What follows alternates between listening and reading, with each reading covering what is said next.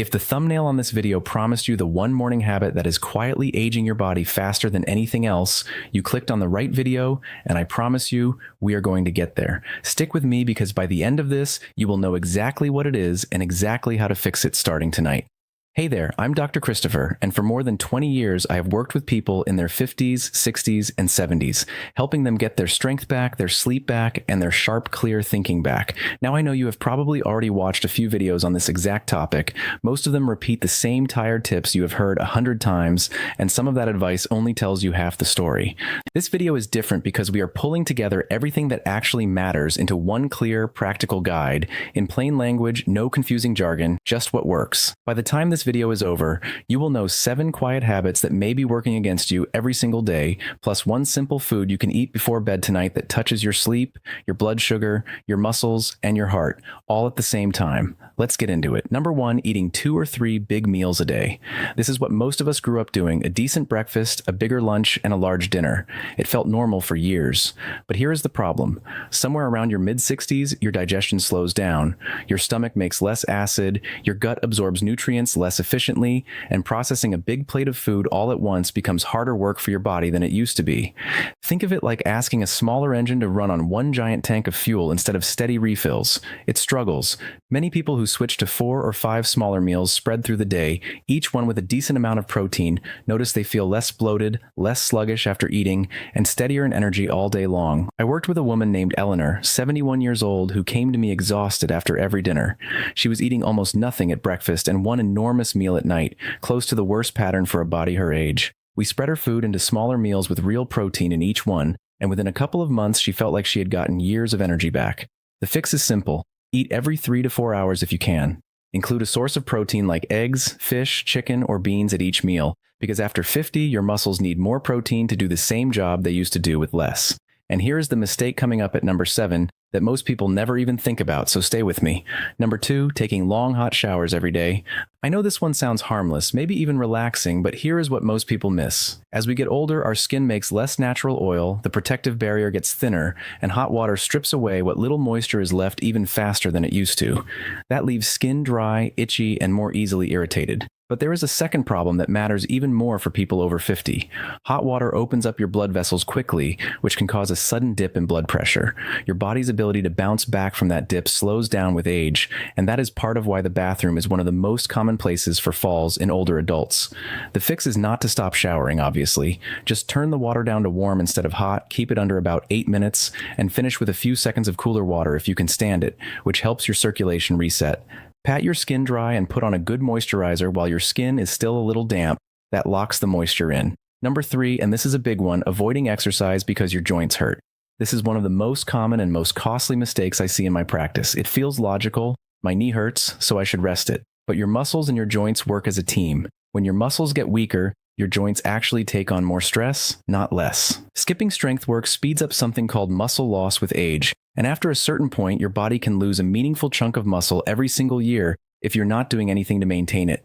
That muscle is what keeps you steady on your feet, keeps you from falling, and keeps your metabolism running well. I worked with a man named Walter, 82 years old, who said his body was falling apart and he had stopped walking more than a block because his knees hurt so much. We started him on gentle seated exercises with light resistance bands just a couple times a week, 20 minutes at a time. Within a few months, Walter was walking a mile most mornings, and he told me he had not felt that free in over a decade. The fix: start small. Seated leg lifts, light resistance bands, body weight movements focusing on your thighs, your glutes, and your back. And here is a bonus tip. Try to eat a protein-rich meal within about half an hour after you exercise. That is when your muscles are most ready to use it for repair. Number 4, drinking less water because you simply do not feel thirsty anymore. This might be the sneakiest one on this list because you will not feel it happening. As we age, the part of the brain that signals thirst gets less sensitive, which means you can be quietly dehydrated and feel completely fine. A large number of older adults are walking around mildly dehydrated without any idea. And even mild dehydration is connected to more urinary tract infections, which, by the way, can cause sudden confusion in older adults that gets mistaken for something much more serious. It also makes it harder for your kidneys to keep medications at safe levels, and it can quietly slow your memory and concentration. The fix: aim for around 6 to 8 cups of water a day, spread out, not all at once. Keep a water bottle somewhere you will actually see it and try to finish it twice by the end of the day. A tiny pinch of salt or a sugar-free electrolyte mix in 1 glass a day can help your body hold on to that water better. Number 5, letting your sleep run long and leaning on sleep medication instead of fixing the real problem. This one surprises people because we always hear more sleep is better. But if you are regularly sleeping 9 or 10 hours and still waking up tired, that is often a sign the sleep you're getting is not deep enough. Not that you need more of it.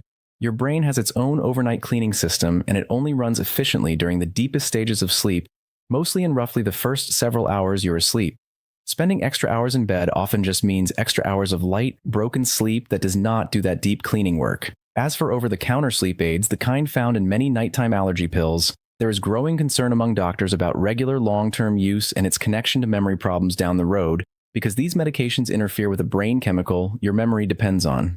I worked with a woman named Ruth, 78, who slept 10 hours a night and still woke up foggy. She had been using an over-the-counter sleep aid for years. We weaned her off it slowly, set a consistent 7-hour sleep window, cut out screens before bed, and added a calming mineral supplement at night. Within a few months, her thinking felt clearer than it had in years.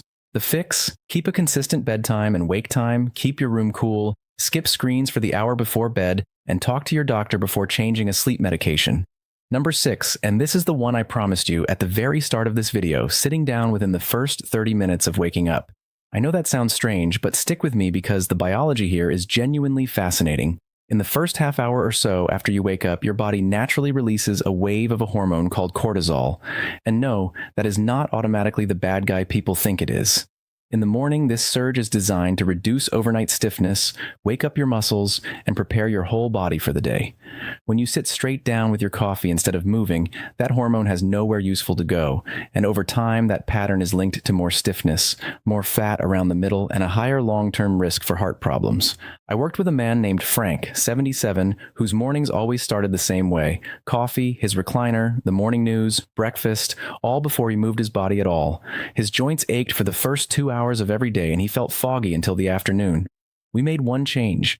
For 3 weeks straight, Frank took a gentle 10-minute walk outside within 15 minutes of waking, before the coffee, before the chair. He called my office afterward and said it felt like someone had switched a light back on inside him. His morning stiffness eased and his energy improved.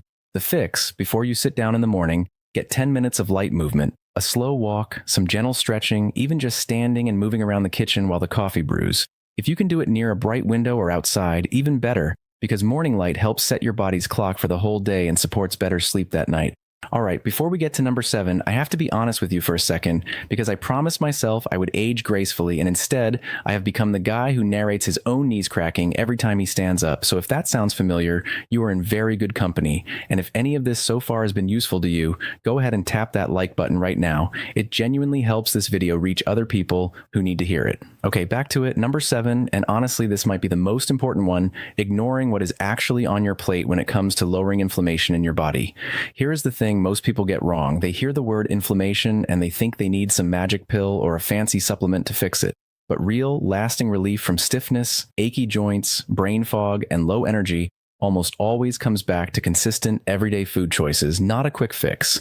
Certain foods quietly work against you, and certain foods quietly work for you, night after night, meal after meal. On the helpful side, foods like wild-caught fish bring in the kind of healthy fats your body uses to calm inflammatory signals. Colorful vegetables like broccoli, cabbage, and Brussels sprouts, along with garlic and onions, support your liver and your gut in clearing out waste your body no longer needs. Berries are packed with plant compounds that support your gut bacteria, which in turn supports your brain more than most people realize. Eggs, healthy oils like olive oil and avocado, and slow-cooked, collagen-rich cuts of meat all give your body real building blocks for repair. And fermented foods like yogurt and sauerkraut bring in beneficial bacteria that help your whole digestive system run smoother, which matters enormously because so much of the inflammation we deal with as we age actually starts in the gut, not somewhere else. The fix here is not one single miracle food. It is a steady pattern, real food, a mix of vegetables, healthy fats, and quality protein, most days of the week. Now I want to give you one more piece of this puzzle, something small you can start using tonight because it touches several of the things we just talked about all at once. A small spoonful of natural peanut butter, about 1 to 2 tablespoons, eaten 30 to 60 minutes before bed. I know it sounds almost too simple, but let's walk through why it works. Your blood sugar tends to drop in the middle of the night, and when it drops too far, your body releases stress hormones to bring it back up, and those hormones are exactly what pull you out of deep sleep and leave you staring at the ceiling at 2 in the morning. Peanut butter has a slow, steady release of energy thanks to its mix of protein, healthy fat, and a small amount of natural carbohydrates, so instead of a spike and a crash, your blood sugar holds fairly steady through the night. It also contains a natural building block your brain uses to produce the hormone that helps you fall asleep in the first place, and the fat in peanut butter actually helps that building block reach your brain more efficiently. There is more.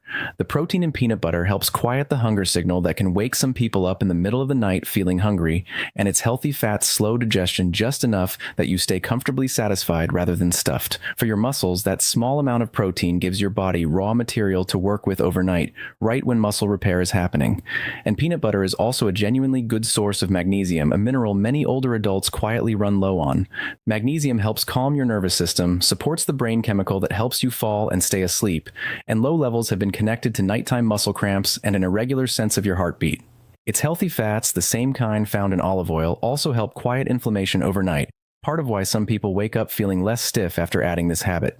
A few honest notes. Choose a natural peanut butter with just peanuts and maybe a touch of salt, nothing with added sugar or hydrogenated oil, because those work against everything we just talked about.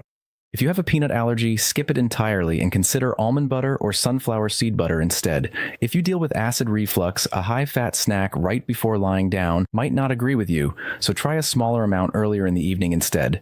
And if you manage diabetes with medication or watch your calories closely, this is worth mentioning to your doctor first, so they can help you fit it into your plan.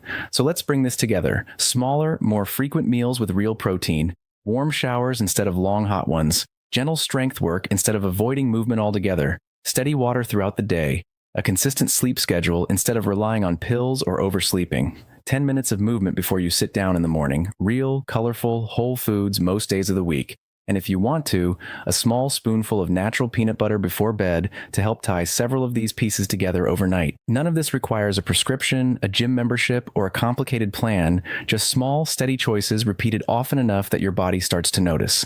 And look, I will be the first to admit I do not always nail every single one of these myself. Some mornings that coffee wins before the walk does. We are all human here, so be patient and kind with yourself as you work these in. If this video gave you even one thing you're going to try this week, do me a favor and subscribe, and turn on notifications so you catch the next one, because we publish new videos like this every week made specifically for people who refuse to accept that slowing down is just part of getting older. I would genuinely love to hear from you in the comments. Tell me which of these 7 you're going to start with first, or if there is a topic you want me to cover in a future video. I read every single comment on this channel. One last thing before you go. Everything in this video is meant to be general health information to help you think through your own habits. It is not personal medical advice, and it is not a replacement for your own doctor, who knows your history and your specific situation far better than any video ever could. If you are managing a health condition or taking medication, please talk with your doctor before making changes based on anything you heard here today.